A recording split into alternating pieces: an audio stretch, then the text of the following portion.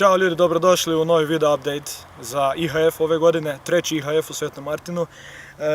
Napravili smo zaista veliki posao zajedno s našim sponzorima, ambasadorima i ove godine nagradni fond porastao sa 25.000 od prošle godine na 70.000 kuna.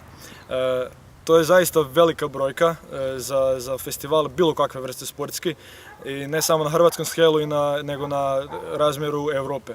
Tako da prvo mjesto ove godine donosi vam 4.000 kuna za mušku i žensku stranu, 5 kg proteina i drugo mjesto je ostvari 2.500 za mušku i žensku stranu i treće mjesto je 1.000 kuna. Znači prva 3 mjesta dobiju 5 kg proteina, bit će jako zanimljivo što se toga tiče vidjeti ljude koliko će se nadmetati jer je prošle godine bilo interesantno.